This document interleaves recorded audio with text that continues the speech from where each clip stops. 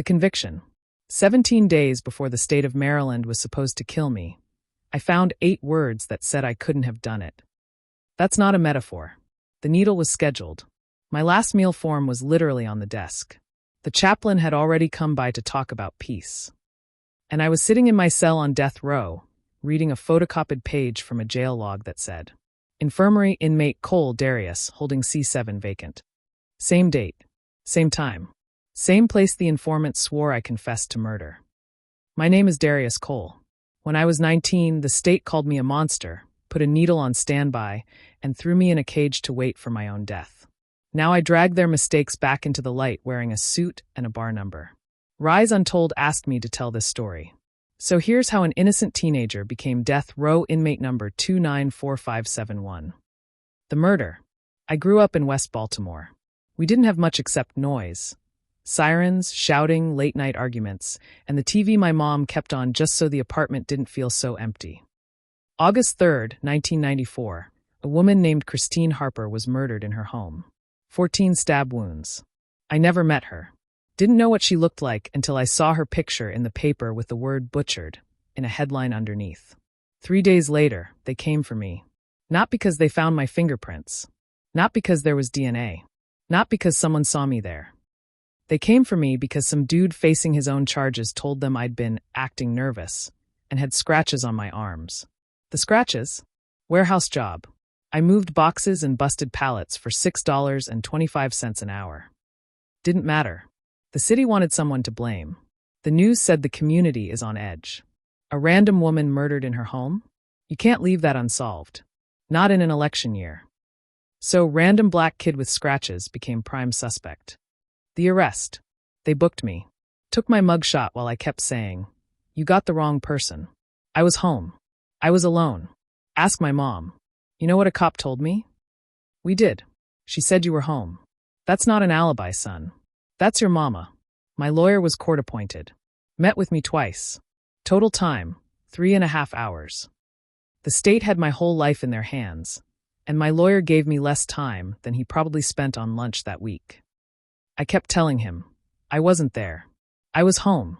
Check the jail logs from August 10th. I had an asthma attack. I was in the infirmary. He wrote it down. Never followed up. Later, I'd understand why. Following up takes time. Time costs money. And I wasn't paying. The trial lasted 6 days. 6 days to decide whether I would live or die. Their case was paper thin, but it looked thick if you squinted. An informant who said I confessed in holding cell C7 on August 10th scratches on my arms from work, no alibi, because I was alone in my mom's tiny living room, no witnesses. No murder weapon. No physical evidence. My lawyer called nobody. No expert. No coworkers. Nobody to say, he was at work that day, this is who he is, this is how you're being manipulated. He asked the informant exactly 4 questions on cross-examination. 4. I remember staring at him thinking, that's it? That's all you've got? But the jury didn't see my face. They saw the mugshot, the word aggravated, dangerous, and a prosecutor who said, "Ladies and gentlemen, your city is watching." 4 hours later, guilty. Sentencing, death by lethal injection. 19 years old. The first year. You ever try to understand your own death as a teenager? You don't. You shut down. You go numb. I spent the first year on death row half wishing they'd hurry up and get it over with. I thought about killing myself just so I could choose when it happened. The guards walked past my cell like I was furniture. Other inmates didn't talk much. Everyone on death row is living in their own personal countdown. My mom visited once a month. She'd sit on the other side of that scratched plexiglass and cry without making a sound. "They made a mistake, baby," she'd say. "They'll figure it out." I stopped believing her around month 6. Because nobody was looking. Nobody cared. The case was closed. The city had their conviction. The prosecutor got reelected. And I was just waiting to die. The decision. Then, in year 2, something snapped in a different way. I was in the tiny prison library, pretending to read just to be anywhere but the cell, and I picked up a book on criminal procedure. Not for any grand reason. It was the only thing left on the shelf that day. I didn't understand half the words. But I understood one thing clearly. Nobody was coming to save me. Not my lawyer. Not some magical appeals fairy. not the system. So I made a decision. I'll save myself or die trying. For the next 7 years, my world shrank to a concrete box, a metal bunk, and stacks of law books. I learned to read like my life depended on it, because it did. Constitutional law, evidence, criminal procedure, habeas corpus, cases with names I couldn't pronounce. I copied passages until my hands cramped. I wrote motions by hand and sent them off like messages in a bottle. Every one came back the same, denied. I'd ask for trial transcripts. Denied. I'd ask for my discovery file. Denied or lost. I'd ask for DNA testing. No biological evidence suitable. Every door slammed in my face. And still, every night, I turned on that tiny light over my bunk and kept reading. Because what else was there? Cards? TV? Counting the cracks in the wall until it was time to die? Nah. If they killed me, they were going to have to kill a man who fought back with every page he could get his hands on. The breakthrough. Year 8 is when everything changed.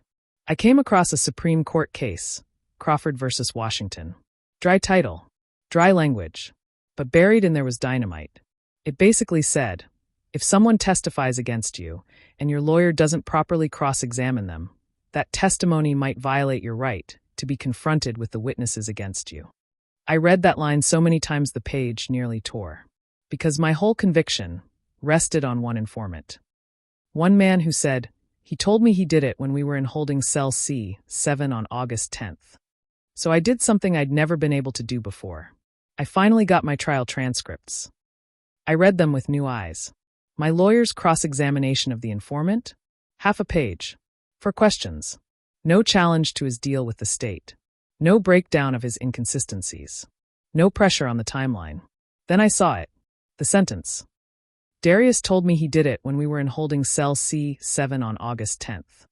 You know that feeling when a puzzle piece clicks into place? My whole body went cold.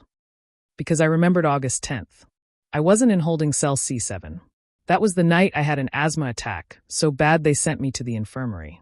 But memory isn't evidence. Paper is. And I was about to spend 2 years fighting for that piece of paper. Thanks for watching. Watch out for episode 2.